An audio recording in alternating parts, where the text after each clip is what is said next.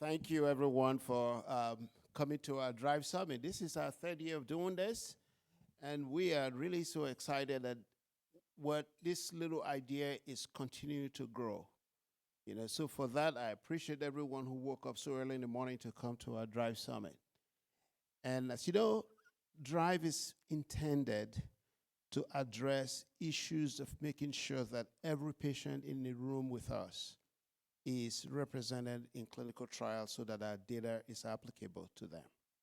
That's why everyone is here today. And hopefully, our goal today is to come up with strategies and have discussions on how to move forward. So before I give my talk, I'd like to acknowledge our sponsors. A meeting like this can't be had without industry partners. And so for that, I would like to thank Johnson & Johnson Medicines. I'd like to thank Genentech, and I'd like to thank Blueprint Medicines. Without these partners, this meeting would not have occurred. So should we give them a hand of applause, please? So without much ado, we have a very packed faculty today. You're not here to really hear me. Yeah. Greater speakers, people who are more esteemed in the field that would hopefully provide more color to our conversation today. But my title is Drive 2.0. So you would understand at the end of the talk why it's Drive 2.0. Drive 1.0 was our initial initiative. And hopefully we can get to utopia, where we no longer have to ask this question whether patients are represented in clinical trials and whether the patient in front of us has data that's applicable to them. These are my disclosures and conflicts of interest. But there are a number of reasons, especially in the United States, why making sure that different groups are represented in clinical trials matters. Part of it has to do with migration patterns. Some people were forced to these lands, but some people came on their own. And more people have continued to join what we call the United States today. So we have created a country that represents everyone in the world. But in doing so and in creating such a great country, we have additional responsibilities of ensuring that everyone in this great country of ours is represented and data is applicable to them. There are a number of examples I could go through, but you can look at migration patterns and then begin to look at where people live. Just the fact that some people live in rural communities changes their diet, that can affect their microbiome. And like I say, their shit is a little different. And because their shit is different, their biology is different. Sorry, but you guys are used to talking about stuff like that in the morning. But this is now increasingly recognized, not just by ourselves, but by several entities. And so, speaking to you later is Dr. Flowers, who looked at lymphoma studies and realized that our number one problem was cut and paste. Cut and paste in eligibility criteria, if that could be eliminated, that could make a huge difference in terms of patients' representation in clinical trials. But then the US Congress passed the FDORA Act of 2023, which is the Food and Drug Administration Omnibus Reform Act of 2023, which is meant to create strategies to address this problem. And then we came up with the DRIVE initiative as well. Major societies have come up with recommendations. One listed there is the AACR. This was our original DRIVE 1.0. The D was diversity officer. We talked about ranking, we talked about individual responsibility, we talked about verifying and verification, and we talked about elevating minority voices. But we recognize that the world is now different. Certain words are banned, and maybe if you use those words, some of us may end up in a place that is not very familiar. So we've eliminated the word diversity officer. We now have DRIVE officer for clinical trial excellence. That's what D stands for. Verification, we've changed the language describing it to remove the word diversity to include the word representative of the patients we treat.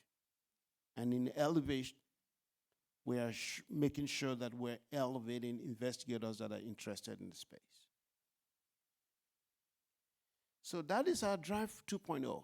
And like I said previously, safety, which is very important, which you cannot know if you do not represent all patients in front of you, is equal to clinical trial excellence.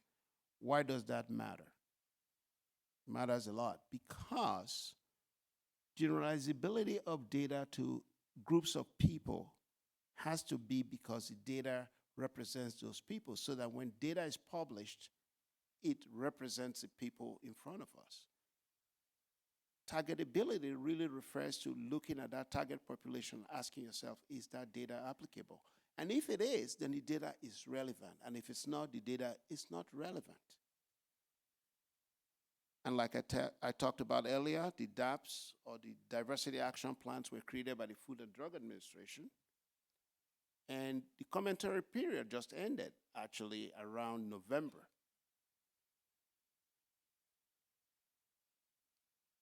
So what were the purposes of the DAP program? The DAP was meant to ensure that enrollment goals were met. And there are some gaps, and Dr. Andrew Hantel will be talking about that, hopefully, and he's published on this, so I'm not going to even try to talk about it. And Andrew, you might make a few comments later, even if it's not on your talk. But this is where we are. This is from a newspaper in early January. Those diversity action plans were pulled down. And when you went to the FDA website, this is what you saw. This is where we are now. There's a court order that allows some of this to be posted. There are a number of reasons why we can do better. I'm not going to go through all of those, but this is just one, talking about cultural sensitivity and cultural humility. Placing clinical trials in the place where the patients live and ensuring that different groups of patients have access to those clinical trials. We've created a drive score, and the purpose of the drive score is to create transparency so that when data is presented, you should be able to know as a treating clinician what the data means in terms of representativeness and who is represented. The score goes from 0 to 5. We think 3 should be the minimum. And by the way, we have the Maui Declaration. It's out there, and I'm encouraging everyone to sign it. The calculator is online, created by Sam Ranger and Maya Birhiray. And you can apply this to any clinical trial insofar as the data is there, and this pulls from the U.S. government databases for the epidemiology of those diseases. This is a paper that we published or presented at ASH, this past ASH.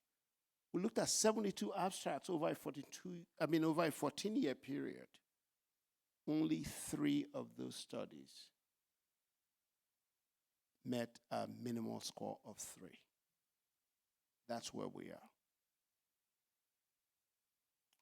So we've created a new terminology, therapeutic misappropriation.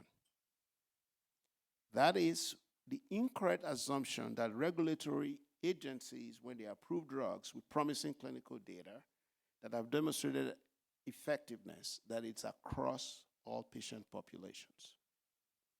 There are also additional terms, data chauvinism, data absenteeism, hallucination, and I'm not going to go through all of those terminologies, but I invite you all to sign the Maui Declaration. The pledge is simple. We pledge to strive for excellence in clinical research, advocate for equity of opportunity in clinical trial participation, and hold each other accountable in our mission to develop safer and more efficacious treatments for all by the following recommendations outlined therein. I think that is a simple enough declaration. Yes, we shall overcome. Thank you so much.